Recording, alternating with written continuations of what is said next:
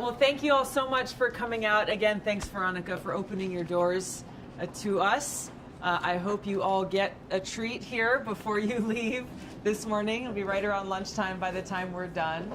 I want to say where's Emma? Where's Emma? Emma's been very helpful. Thank you, Emma. That's right. And Nick and Samuel have been great volunteers. There you are. Are you Nick or Samuel? Okay. There's Nick. Hey, nice to see you. Buy a t-shirt from Nick. What's that? Buy a t-shirt. Buy a t-shirt. Yes. It's great to be back in Iowa. Somehow, over the last few times that we have come here, your snow has made the travel here a little challenging.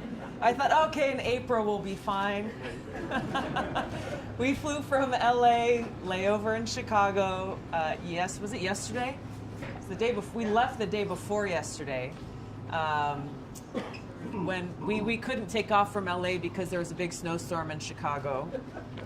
Flight was 5 hours delayed, got to Chicago, couldn't get our bags, stayed there overnight, drove up here yesterday, picked up our bags from the airport, but we made it. We made it, and it is well worth it, and I'm so happy that the sun is out. You know, coming and being able to hang out with people like you and gatherings like this give me a lot of hope and gives me inspiration. You know, there are so many challenges that we face. I feel like every day when I open Twitter or turn on the news or scroll the headlines,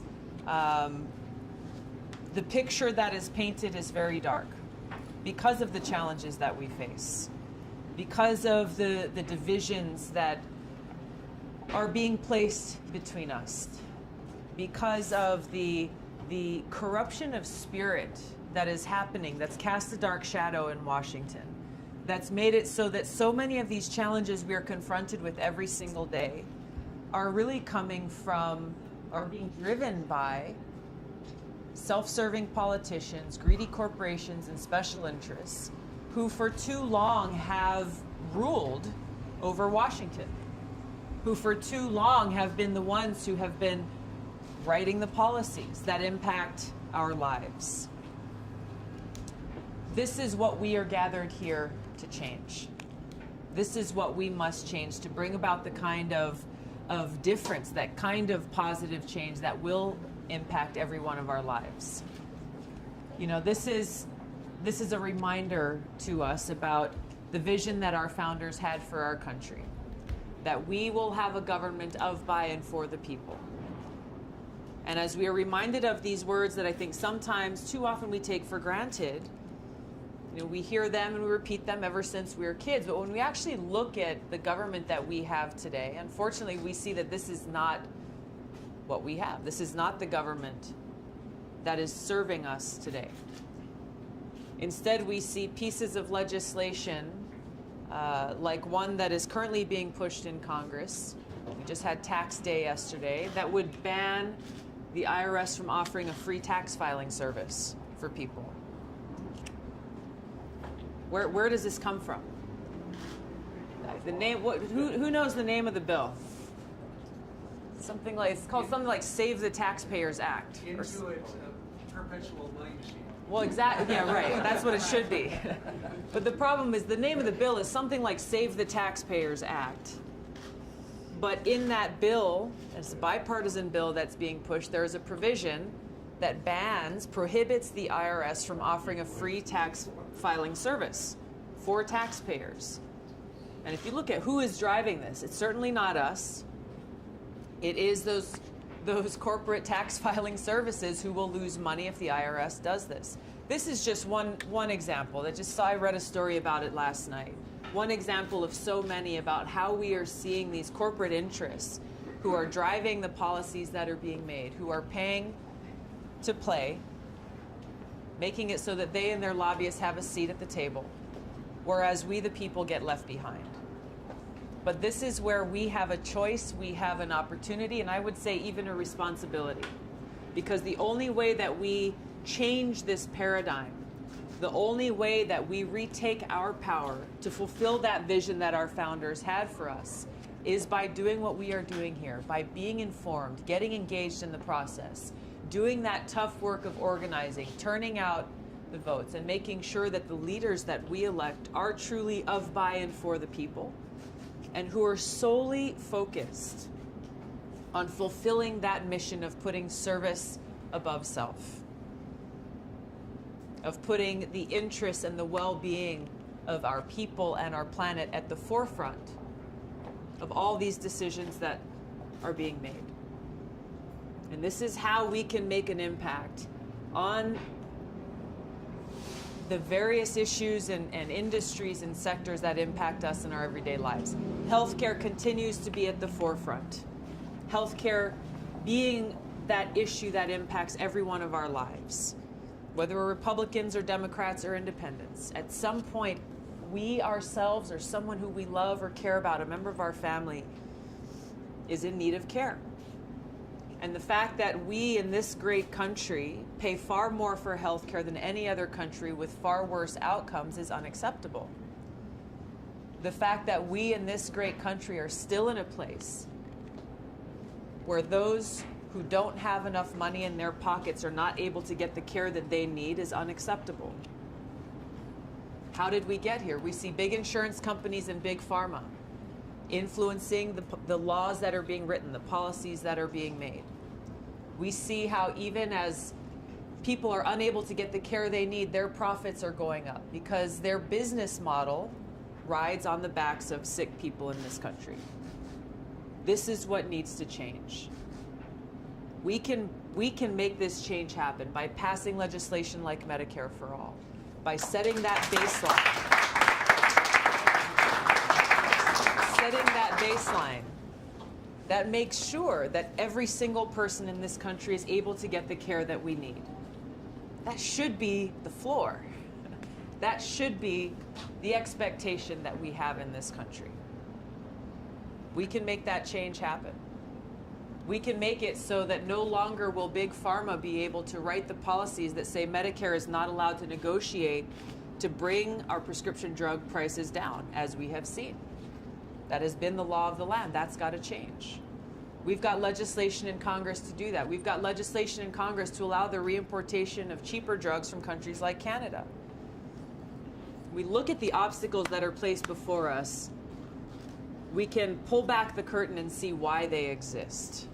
It is because our voices are not being heard by leaders in Washington who are more interested in their own selfish interests or the interests of the lobbyists who write their campaign PAC contributions. We look at issues like criminal justice reform and the need to enact real criminal justice reform, to get rid of private prisons, to end this failed war on drugs, to end the federal marijuana prohibition. Yeah. You know, the opioid epidemic that is ravaging our country is gained so much awareness because it is impacting communities everywhere. In my home state of Hawaii, we have a population of about 1.3, 1.4 million people. We have close to 500,000 active opioid prescriptions. And we're not even the worst affected amongst all the states in this country.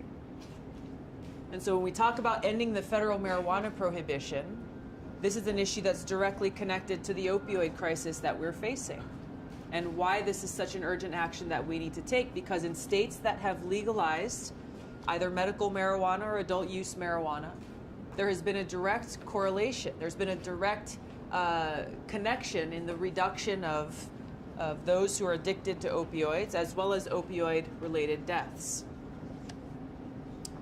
We look at issues like our climate crisis and the impact on our water and on our air and our environment. Why is it that those in Washington are not more aggressively putting forward plans and executing those plans to protect our environment when we have people in places like Flint, Michigan, who are still being poisoned by their water? I I was there not too long ago, and Flint's not in the headlines anymore, but there are still families there who cannot bathe in their own homes because their water is poisonous. Yes, they're still drinking water out of bottles or filtered water, but we're talking about taking a shower.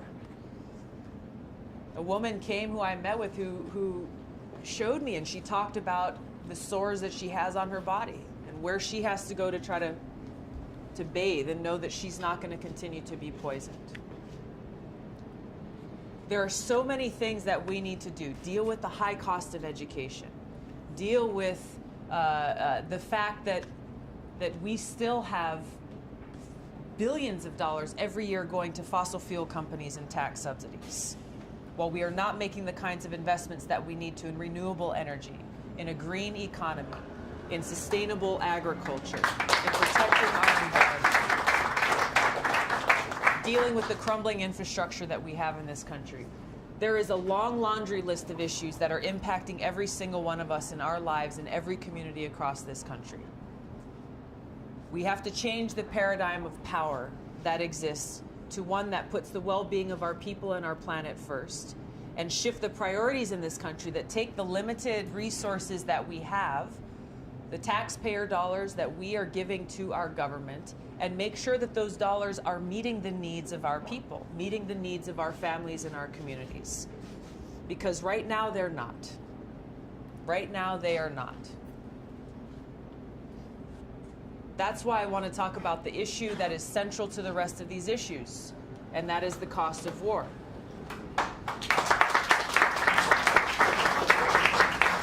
Because we have trillions of dollars, trillions of our taxpayer dollars that are going to pay for regime change wars in other countries. Regime change wars that are incredibly costly on my brothers and sisters in uniform, on our troops, on those who pay the ultimate price, who never make that trip home. Friends of mine who I lost in Iraq. It is incredibly costly on those who do make it home but are dealing with injuries and wounds that are both seen and unseen. Veterans who survive the rigors of combat are able to make that trip home but then lose that battle here at home and take their own lives. We talk about the cost of war. This is who we are talking about. We talk about the cost of war. We're talking about the countless lives lost of the people in the countries where we wage these wars, the devastation and the destruction that is caused. As we talk about the cost of war, we are also talking about the fact that every single one of us is very quietly paying the price for these wars in all the ways that we just talked about. So as we have politicians in Washington who will tell us that there's just not enough money to make sure that you have clean water to drink. There's just not enough money to make sure that we have clean air to breathe. Not enough money to address this climate crisis we are facing, to make sure that we have a future, a safe future for our kids and for generations to come. Not enough money to invest in infrastructure. Not enough money for education. Not enough money for health care. But somehow there is always enough money to continue to wage these regime change wars that are counterproductive to our interests as the American people. They are counterproductive to our national security, making us less safe, strengthening terrorist groups like ISIS and Al-Qaeda in the Middle East. And they are counterproductive for the people in these countries where we wage these wars.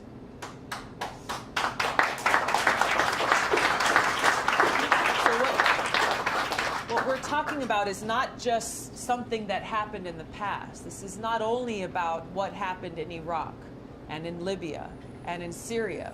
We're talking about something that's continuing right now, that's being perpetuated and furthered by people from both parties in countries like Venezuela and Iran.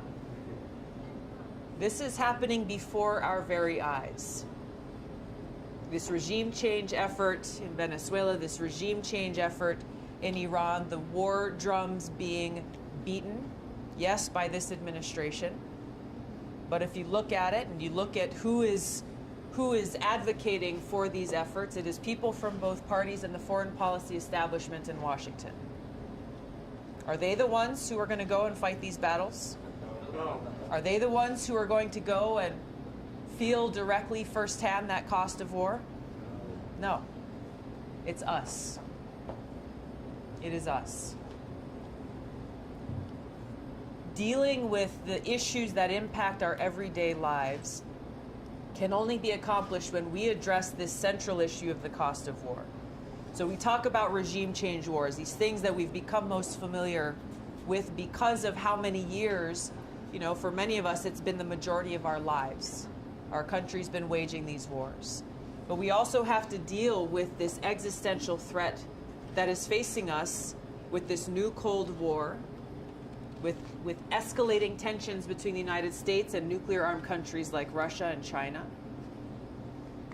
This nuclear arms race that's been kicked off with President Trump withdrawing from the INF treaty, a treaty negotiated 30 years ago that drastically reduced the numbers of nuclear weapons and missiles in the world. Now we are at a place today where we face a greater risk of nuclear catastrophe than ever before in history.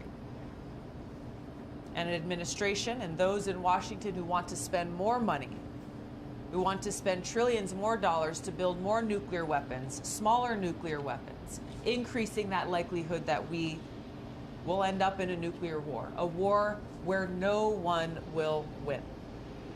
No one wins in a nuclear war. All of us, and our world will be destroyed. Now, this is something that we in Hawaii experienced about a year ago very directly. It was a huge wake-up call when we got this message across our cell phones saying, missile incoming, seek shelter immediately, this is not a drill. It came in early on a Saturday morning, and if you can imagine how you would feel and how you would react if you got that message. Thinking about where can your family go? Where is their shelter? If you're faced with having minutes to live, faced with just minutes before your entire world will be destroyed. This is not something theoretical. That alarm turned out to be false in Hawaii, but we reacted in the way that we did with parents lowering their kids down a manhole thinking that may be the only place they could be safe. Or speeding down a road in the wrong direction at 100 miles an hour to try to get to your loved ones. There are so many people in Hawaii with these stories about what they went through, the terrifying feelings that were running through them at that time.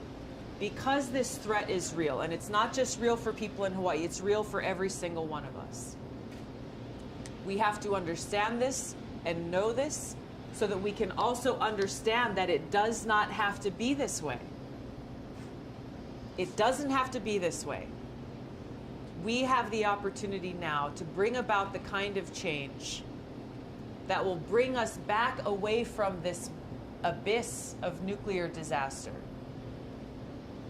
so that we can begin to build that path forward towards a bright future, where we are building relationships with other countries based on cooperation rather than conflict, where we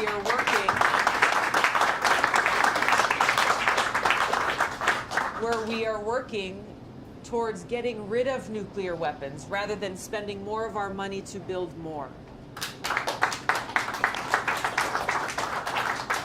This is why I'm running for president.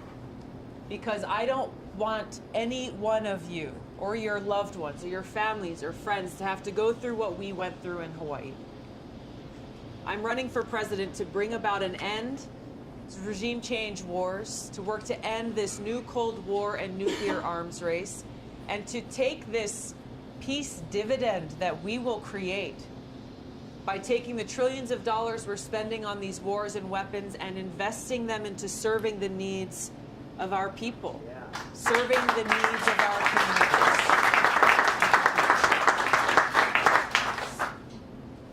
So sometimes people ask me why I talk about quote unquote foreign policy so much? Why talk about the cost of war so much when there are so many issues that we are dealing with in our everyday lives? It is because unless we address this cost of war, unless we shift the priorities in this country, we will not have what we need to meet those needs that we have. We will not have the resources to invest in the kind of future and today that we need to see. That's the leadership that I'm offering to you, to serve you as your president and commander-in-chief, to every single day put people ahead of profits, to put people ahead of politics, and to bring this country together to fulfill that vision that our founders had for us. To fulfill that vision where we truly have a government of, by, and for the people. To bring those values of service above self to the White House. To restore respect, integrity, and honor into the presidency so that our White House will be that beacon of hope and opportunity and justice and equality for all people. Thank you very much.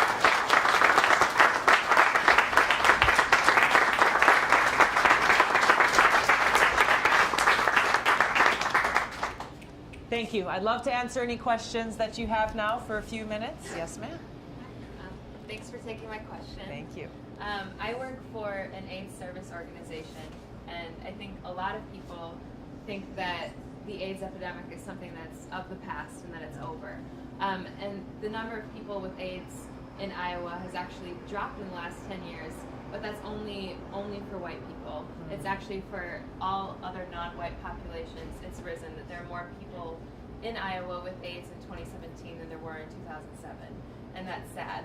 So the Trump administration has announced that they think we can end the AIDS epidemic by 2030. But I know, working for an AIDS service organization, that we can do so much better than that, because a lot of the things that they're doing right now are really counterproductive to ending the epidemic, like funneling money from the Ryan White AIDS Care Act into family separation and things like that that are really harmful. So I want to know, will you work with AIDS service organizations like Housing Works, the one I work for, to end the epidemic by 2025, and will you meet with people from our organization to work on a plan to make sure that can happen? Thank you. Thanks. What was your name? Sarah. Sarah. Thank you, Sarah, for your question and for your work in this important area. The short answer to your question is yes and yes. I would love for the opportunity to meet with your organization and to hear more about the work that you're doing.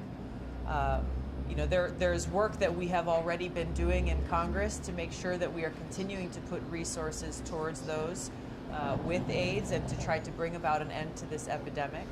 But it is exactly the kind of shifting of priorities and of funds that we have seen from this administration that I've been talking about. That's so important. The kind of shifting of funds, taking it away from healthcare, taking it away from affordable housing, taking it away from education, taking it away from research, and instead putting it towards more wars, an inflated military budget, and really for political purposes, sending money and military and troops to the border, not actually addressing any of the problems that we are seeking to solve in this country. So I appreciate your work and look forward to being able to talk with you more. Thank you. Thank you. Yes. You're one of the few candidates who introduces foreign policy into a discussion in meeting with citizens, and one of the few that seems to express an understanding of the influence of foreign policy on domestic efforts. A real trigger point in foreign policy is the United States continuing relationships with Israel and the Israeli occupation of Palestinian territory and having converted Gaza into a concentration camp of sorts. I wonder, in light of our enduring relationship and reported efforts to bring peace to and justice to that area that have continually failed, I wonder how your approach might be different in hopes of bringing justice to Palestinians and peace to the region. Yeah. You know, I think that what needs to happen first and foremost is to speak truthfully and clearly about the situation that's happening there. I think it's unfortunate that the plight of the Palestinian people is not often heard or discussed as we have these foreign policy conversations, or as we talk about the need to pursue a path towards peace. Nor do we often see leaders in Congress or Washington denouncing these illegal settlements as they continue. We don't often hear leaders in Washington denouncing the kinds of rhetoric that we've seen from Netanyahu in just the last few weeks with regards to annexing the West Bank, or the comments made by President Trump about the Golan Heights. This is something that I've already done. I've already been outspoken on these issues, calling them out for what they are and for the devastating and dangerous impacts that they will have on the people in the region, on the Palestinian people, on the Israeli people, on the American people. There are so many different countries who our tensions and the relationship with will be worsened, will continually be worsened by the kinds of actions and rhetoric that we've seen being used, both of late as well as long-standing. So that's, I think, the most important thing, is being able to speak truthfully and to speak out about what's happening there, and to speak out against those actions that take us farther away from those prospects of peace. And that, to me, is the role that we need to play in this country as the United States, to speak out for and to try to see how we can help shape those conditions to make peace a reality. I'm not naive to how complex a challenge that is and how difficult that is, and ultimately that is something that's going to have to take place and be built by the Palestinian and the Israeli people. But the actions of our leaders as of late have been detrimental towards helping to move that process forward. Thank you. Yes. Saquana, just heard you talk about the criminalization of marijuana, but just want to know, like, what are your views when we talk about racial disparities, especially in places like Milwaukee, with the 5-3-12-6 being the worst place to raise a young black man? And also, I heard you talk about education, but the views for public education, and when we talk about the school to prison pipeline. Yeah. It is a lot. There's no question when you look at the data and the statistics that not only when we're talking about marijuana, but when we talk about the entire failed war on drugs, how disproportionately it has impacted people of color. How many people's lives have been ruined because of this failed war on drugs. This is at the heart of the kind of criminal justice reform that we need to see. Just a couple of weeks ago, when we reintroduced legislation to end the federal marijuana prohibition, a bill that is the only bipartisan bill in Congress to do so. My Republican colleague from Alaska, Don Young, was my partner in doing that. At the press conference that we held, we had different people who were there to speak on this. We had a veteran who was there to talk about how this prohibition is continuing to impact veterans who are dealing with chronic pain from combat-related injuries and post-traumatic stress, and who are told from the VA, sorry, we're not allowed to even refer you to a cannabis dispensary, so the only option you have left available to you is opioids. We had small business owners who were there, we had doctors who were there, all speaking to why this action needs to be taken to end the prohibition. But we also had a young man named Harry from Virginia, African-American guy, who was in college several years ago studying computer science, setting himself up for success in his own life. Long story short, he was arrested for cannabis possession. He was given 2 mandatory minimum 5-year sentences. Pulled out of college, thrown into prison for 10 years. No ifs, ands, or buts, no appeals, no nothing. 2 mandatory back-to-back sentences of 5 years each. And he talked about how his cellmate was someone who shot somebody in the chest and killed them. And he got out of prison before Harry did. So Harry, you know, he's not an activist. He's not he literally was there because someone called him and said, hey, we need to hear your story.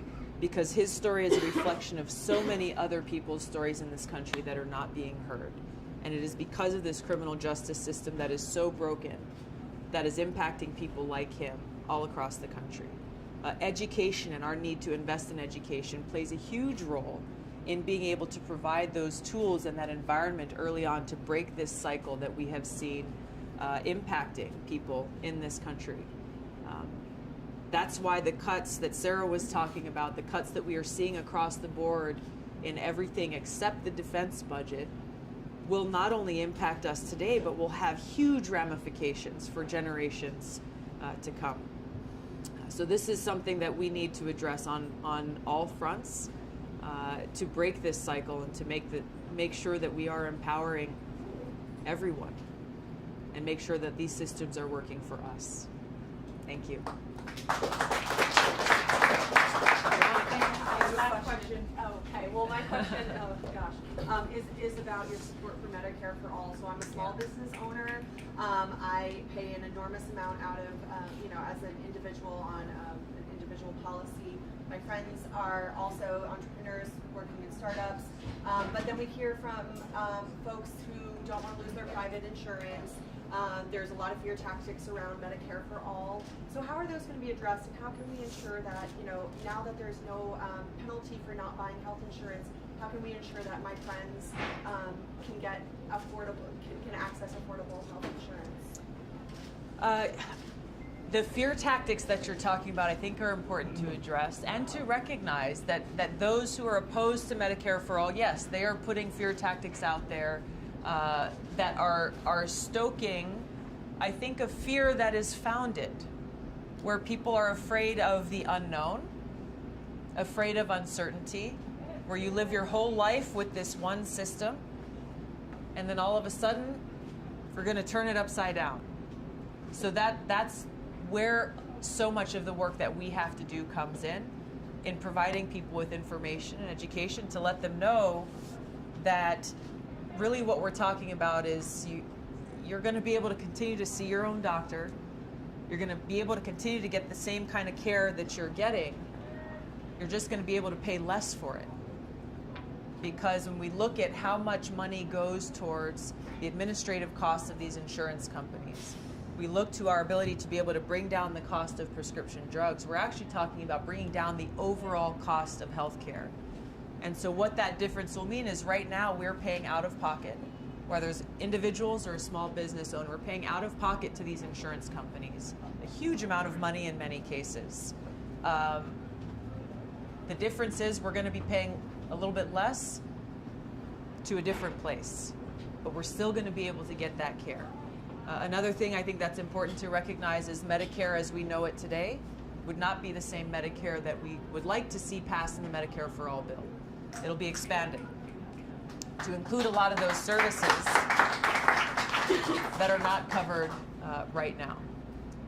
If you look at every other country in the world that has some form of universal health care or single payer, every one of them has some form of a private insurance component for those who want it. And I think that's the direction that we need to go in this country. Make sure we have that baseline level of quality care for every single person in this country. And if there are other areas or another space for those who choose to go out and purchase their own private insurance, then that's fine. But I think this will help bring down so much of the burden that is disproportionately carried by small business owners like yourselves. And that will actually help. It'll help entrepreneurs and innovators and creators who simply can't afford the current burden of this high cost of health insurance. Thank you. Thank you so much, everybody. So nice to meet you. Aloha. Let me just close on one note. I want to say thanks because there's a lot of you who I've seen at a number of our events here, who have been so helpful in getting the word out, making sure that we get on the debate stage. We passed that 65,000 mark thanks to the support of so many of you. So a huge thank you to you. We are assured a place in the debates in June and July, the 2 dates that have been announced. I want to let you know that we can't be complacent. Our campaign must and will continue to grow. We have to continue to build the momentum because we are told after those 2 debates they're going to change the marker to qualify for the next debate. So that's fine. It's more motivation for us to continue to do the great work that all of us are doing. I just want to express how much I appreciate you. If you have friends or if you have other folks who want more information, please go to tulsi2020.com, and we look forward to having more of these kinds of gatherings many more times. Thank you.